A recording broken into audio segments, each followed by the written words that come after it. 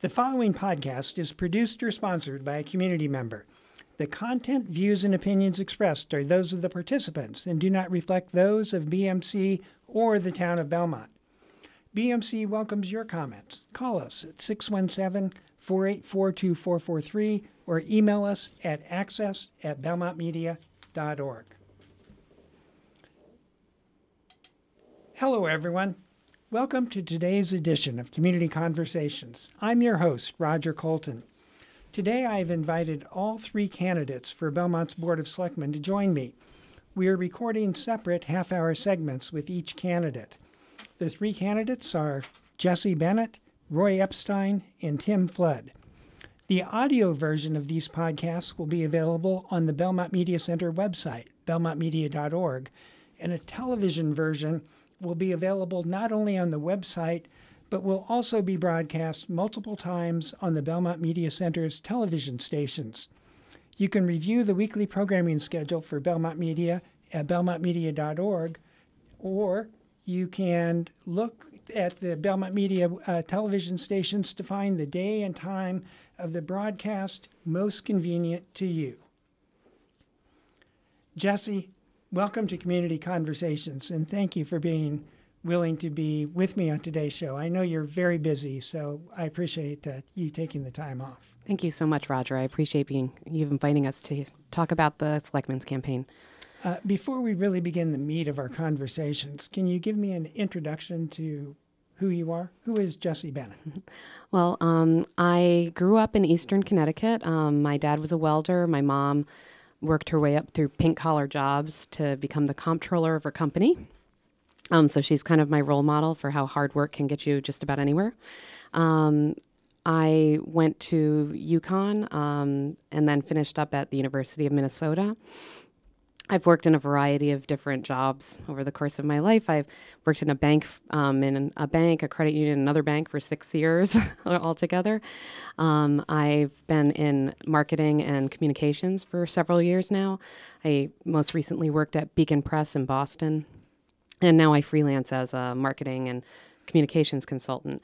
I live in town over by the high school on Trowbridge Street with my wife and our 2 children.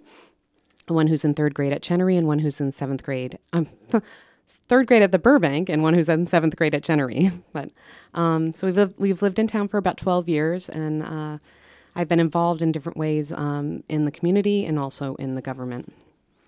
Okay, we're going to talk about 4 topic areas today: the budget, capital expenditures, the environment, and town governance.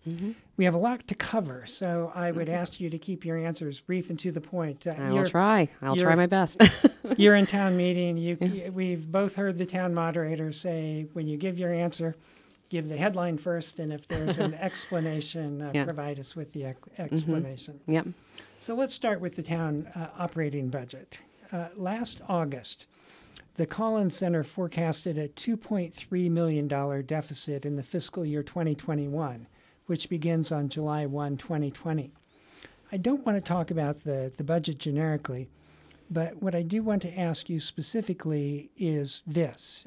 Just a couple of years ago, Belmont voters approved an operating override that allowed for a property tax increase. When do you expect, and there was a feeling that that operating override would last just a few years. When do you expect the last operating override to run out and thus require a new operating override? Well, in the Board of Selectmen budget meeting last week, it was indicated that it would be as early as next year, we'd be looking at a shortfall. So we are, that operating override was, of course, kind of right-sized.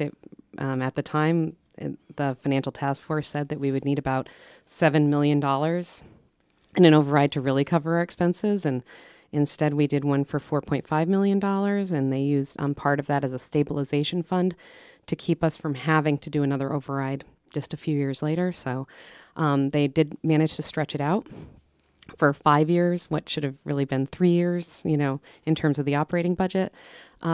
It's tough. We have a lot of expenses to keep up with that rise with, beyond our control, like health insurance expenses. And health insurance expenses, and then the 100 students a year being added to the school district, these add costs. So we knew that this was happening, and we knew that it was coming, and that's why the Board of Selectmen has formed the financial task force to look at what the real picture is, if there are places we can make where we can economize in town government, and to see what the real need is going to be in the coming years. And when you say, I just want to clarify here for a minute. When you say next year, you mean fiscal year 2021. Right, yes. So the fiscal year starting in July of 2020. Right. Now, when the override was passed a couple of years ago, or when the debate was going on over the override a couple of years ago, there were a number of people who opposed the override and said that there was a substantial potential for financial savings in Belmont's budget. Do you agree with that? I think that we were pretty close to the bone before that other override, which is why I worked on the campaign to make sure that it passed. I had seen the case for the override laid out, and this is what it will look like if we do it, and this is what it will look like if we don't do it. And it was going to require significant cuts in a school system that was already dealing with overcrowded classes, and it was going to result in cuts to town services. So I think that when we're talking about raising taxes, we always have to be very cautious about that, because I know that it affects many people in town very dramatically if they're on a fixed income. But we've really needed to infuse more. We hadn't had an override at that point, and I think it was 12 years. Was that about right? Yeah. And that was, we had been really feeling the effects. Every department had cut everything they could at that point.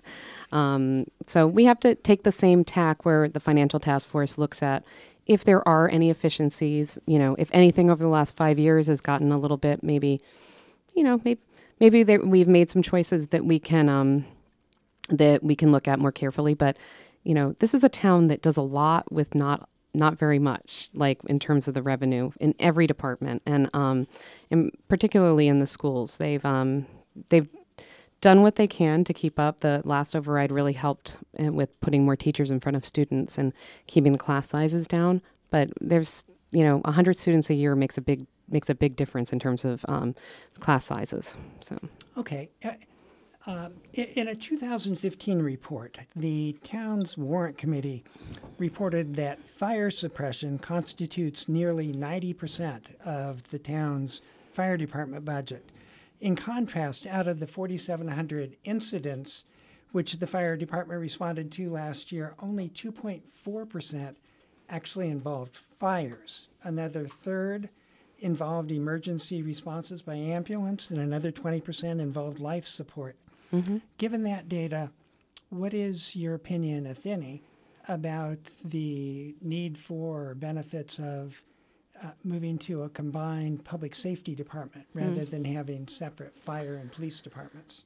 Well, I think that's something that, we should always be looking at ways that we can gain efficiencies in town, and we should always be ready to examine those things. But in terms of how we utilize those services, both the fire department and the police department are doing far beyond what you think of as the regular job. It's like not out arresting criminals, not out, ticketing speeders. I know that both departments do a lot in terms of taking care of the elderly in town, taking care of vulnerable populations.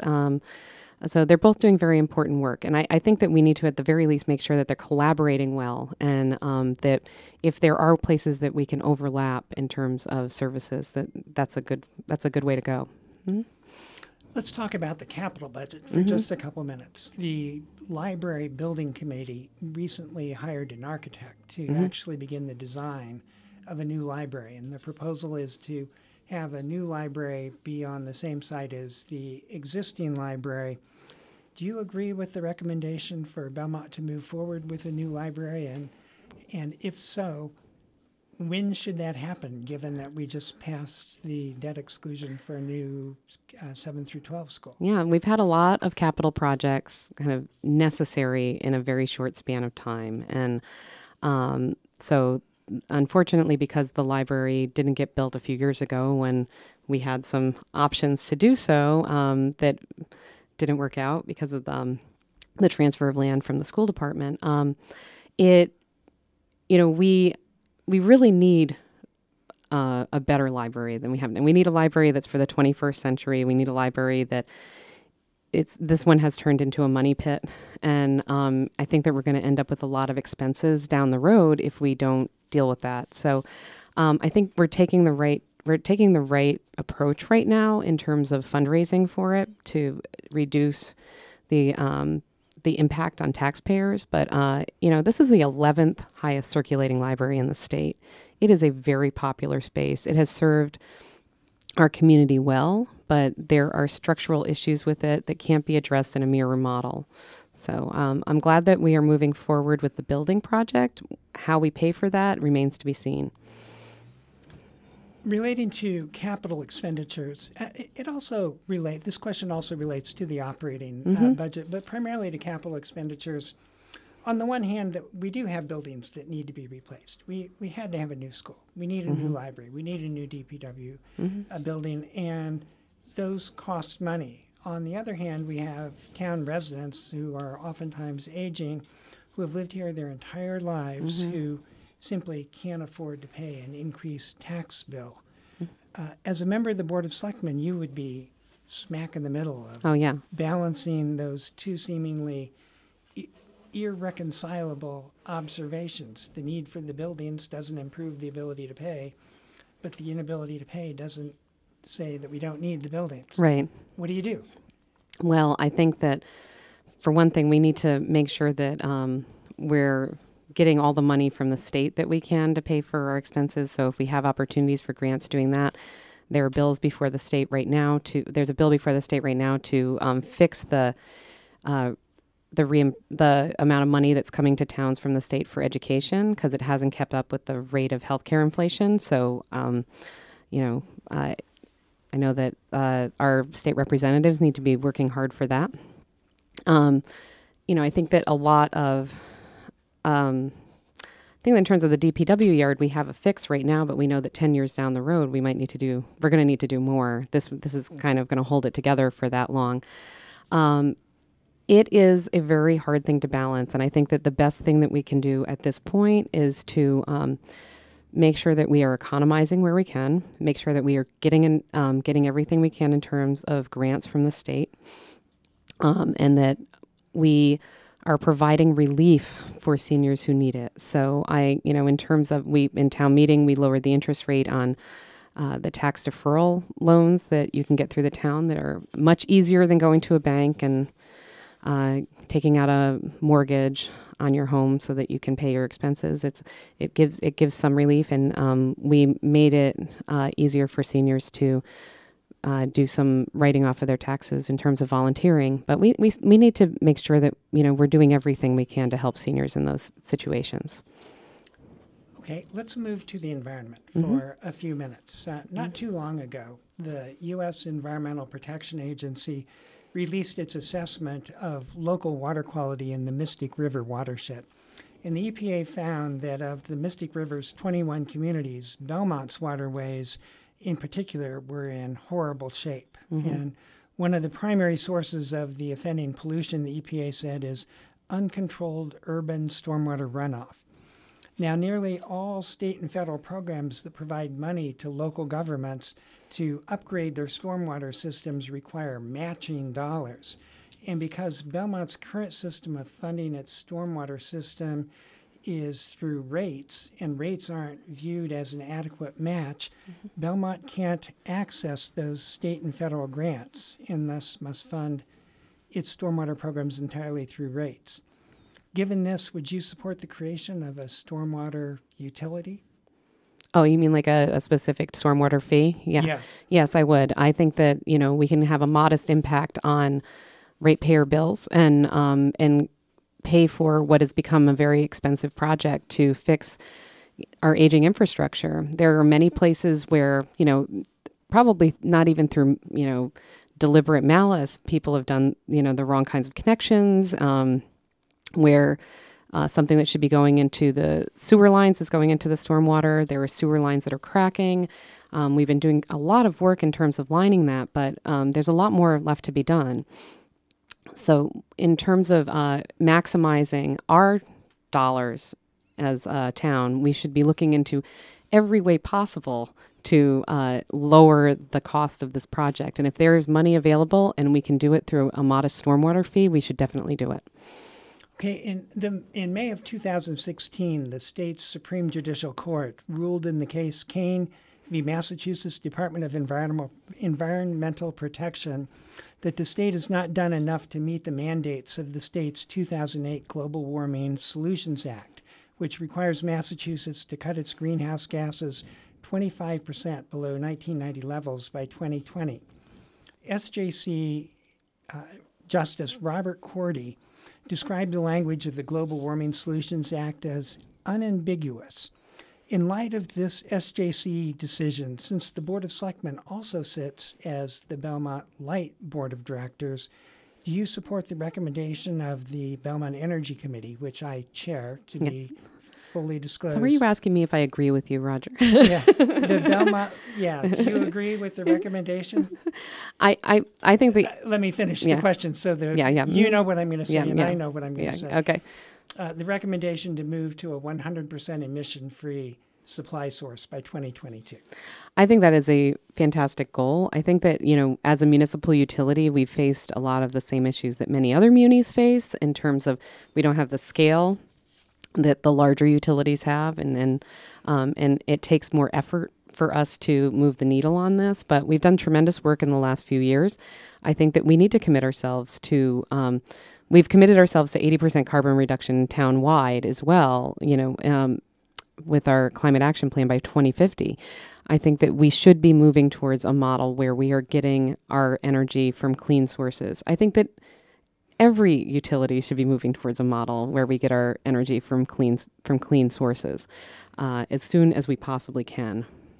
Okay, let's talk about town governance for a couple of minutes. There's been a substantial concern over the past few years now that the job of being a member of the Board of Selectmen has simply become too big for an individual and a virtually unpaid volunteer position. One aspect that seems to receive short shrift at times is being a member of the Light Board, the board that governs Belmont Light. Would you support or not support separating the Belmont Light Board from the Board of Selectmen into being a separate body? And if you support it, how would you do that? Well, I think that we would have to have a study group, much like we had the commission to study the number of selectmen last year, and the commission to study having a stronger town administrator a few years back. When we want to make a change like this, we have to look at it and look at what other communities have done, how other communities with munis are handling their light board duties. We're usually not out in front in terms of change in Belmont, so I'm sure that there are many examples we can look at for that. But I do agree that it is a very big job and it's a lot to expect of incoming selectmen to both be governing the town and governing the light department, which is, a whole company. So I think that it would be good if we looked at that, and I think we have to have a study group and bring it before town meeting and see what town meeting has to say about it.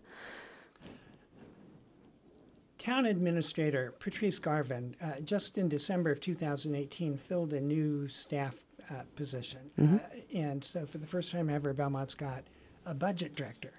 Given that we now have a town budget director in addition to a town administrator, how do you view your role, or let's not personalize it, how do you view the role of the Board of Selectmen relative to staff in preparing and presenting the town budget to town meeting each year?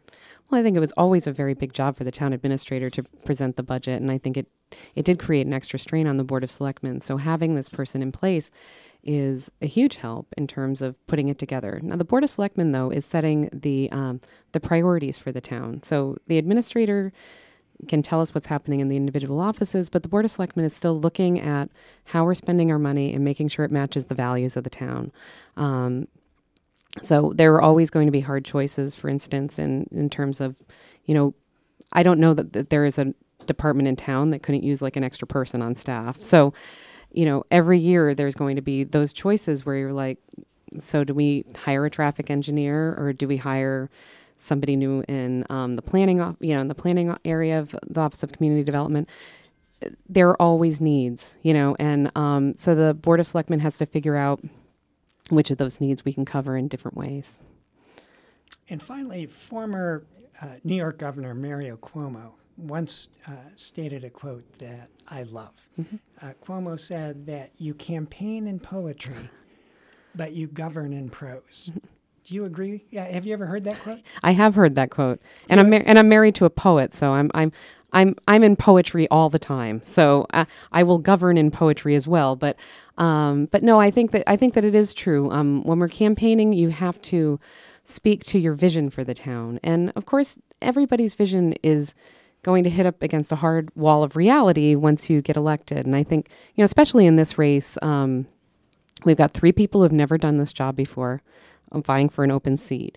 And if any one of us gets elected, we're going to be a newbie to the job, and we will have to acclimate ourselves to the job. And there are a lot of things. I've heard every former selectman and current selectman in town, one thing that they have said in common to me is, you cannot prepare yourself for this job. You'll have no idea what it's going to be like until you're actually doing it. So. Okay. Finally, I lied when I said finally before. Okay. All right. We're going to do a lightning round. Oh, okay. Okay. Just for fun. I'm going to give you 10 either or choices. And what I'd like to ask you to do is to simply give me your answer without explanation. In most cases, your answer should be one word. And if we do this right, we should be able to do this in about a minute and a half. Okay. Okay. Winter vacation or summer vacation? Summer. Poker or chess? Chess. The Beatles or the Stones? The Beatles. Baseball or football? I would say basketball, but you didn't give me that choice, so baseball. The beach or the mountains? The mountains. Red wine or white wine? White wine. Peanut butter and jelly or ham and cheese? PB&J. Coke or Pepsi? Coke. Pancakes or waffles? Pancakes. Mac or PC? Mac, all the way. I'm a design person, so. I have been working on the Belmont Journal, and for the first time, and I'm 65, so this is hard for me, but for the first time ever, I'm using a Mac. Oh, wow. In editing our video. Well, Jessie, the clock has run out on us, as it is apt to do. It's been fun. Yeah, it's been talking with you. Thank you so much, Roger. This has been great. I know that it's a busy time. You've got your day job in addition to the campaign, so we really do appreciate having you come over to the studios to talk to me and through me to the community. Well, thank you so much for offering this service to the community, Roger. It is so great that the Belmont Media Center is here. Can I take a moment to plug that people should sign some petitions? On preserving public media. You can go to the Belmont Media Center website, and there is a link there to keep funding for public media around the country. And we definitely need this resource here in town, so support it. Thank you very much. And obviously, I agree with you 110%. I've been speaking today with Jessie Bennett, one of the 3 candidates for Belmont's Board of Selectmen, in a special edition of Community Conversation. I should note that Jessie's opponents are also appearing on identical podcasts being taped today as well. You can access the conversations with all 3 candidates through the Belmont Media Center's website, belmontmedia.org. A video of our podcast session will also be rebroadcast any number of times on the Belmont Media Center's television stations.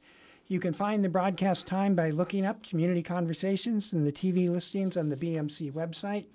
You can find the audio of Community Conversations by searching on iTunes for the BMC Podcast Network. Today's conversation with Board of Selectmen candidate Jessie Bennett and the other conversations with Roy Epstein and Tim Flood is a special edition of Community Conversations. I will be back with you for our regular Community Conversations podcast next week. I'm your Community Conversations host, Roger Colton. Thank you for listening. I'll talk with you again next time.